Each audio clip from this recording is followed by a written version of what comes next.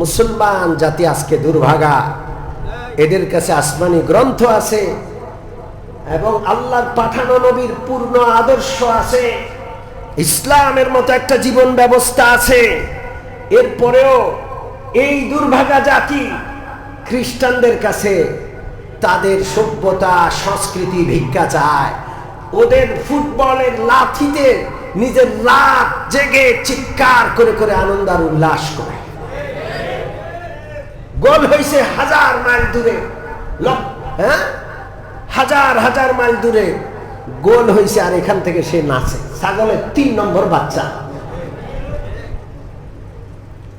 এবং শুধু নাচলেও হইতো, আত্মহত্যা করে মরে যায়। ওখানে গোল হয় নাই কেন? পছন্দের দল জিতে নাই কেন? আত্মহত্যা করে মরে যায়। এরপরে বিপক্ষ দলের উপর আক্রমণ, হত্যা করে মাটির নিচে গাড়িয়ে রাখছে, বালুর নিচে। এগুলো কি নতুন ঘটনা না পুরাতন? জোরে বলেন। নতুন।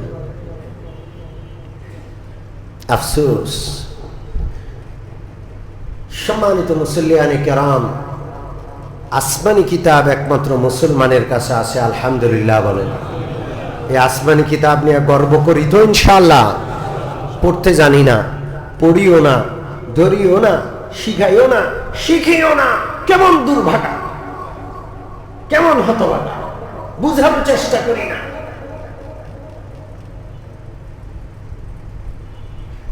আফসোস।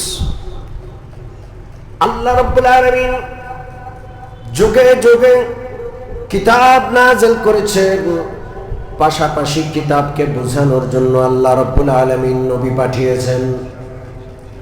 জুলফিকার আহমদ নকশবন্দির মজলিসে কোন পণ্ডিত, কোন ধর্মগুরু আসমানি কিতাব দেখাইতে পারে নাই। সবাই মাথা নিচু করে বসে আছে, লা জবাব হয়ে গেছে, কোনো উত্তর নাই, কোনো জবাব নাই। তখন জুলফিকার আহমদ নকশবন্দি সবার সামনে পবিত্র কোরআনের সত্যতা, হাক্কানিয়ত বয়ান করে বুঝালেন যে এটাকে গ্রহণ করুন, এটাকে বুঝুন, এটাকেই জীবনের লক্ষ্য উদ্দেশ্য রাহনুমা বানান। সম্মানিত উপস্থিতি, আমরা সেই ধর্মের অনুসারী, আলহামদুলিল্লাহ বলি। জোরে বলেন আলহামদুলিল্লাহ। আজকে আমার আলোচ্য বিষয় আমি ঠিক করেছিলাম, আল্লাহ তাআলা আসমানি কিতাবের পাশাপাশি নবী পাঠিয়েছেন। অনেক পণ্ডিত মানুষ এমন আছে, গতকাল এক পণ্ডিতের দেখা পাইছি আমি, কোরআন তো আমাদের কাছে আছে, আর অসুবিধা কি, আর কিছুর দরকার নাই। আল্লাহ তাআলা কোরআনের সাথে নবীও পাঠিয়েছেন, সেই কোরআন এখনো আছে, নবী কিন্তু নাই। নবীর অনুসারী, নবীর রূহানি সন্তান উলামায়ে কেরাম আছেন, কোরআন বুঝানোর জন্য কিয়ামত পর্যন্ত তারা থাকবেন। একটা দল আছে উলামাদেরকে অস্বীকার করে, দরকার নাই। বুখারী আছে আমাদের কাছে, কোরআন আছে, তাফসীরের কিতাব পাওয়া যায়, আর কারো দরকার নাই। এটা সম্পূর্ণ ভুল। এটা থেকে ফিরে আসতে হবে।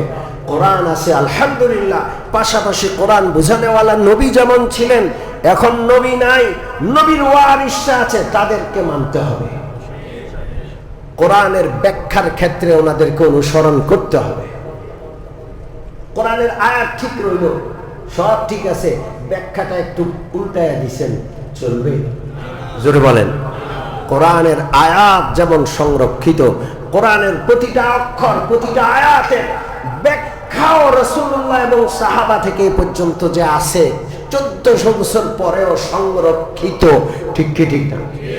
একটু এদিক সেদিক করলে ধরে ফেলবে ওলামারা যে ভুল ব্যাখ্যা করেছো, আয়াত ঠিক পড়েছো, তেলাওয়াত সঠিক করেছো, ব্যাখ্যা ভুল দিয়েছো।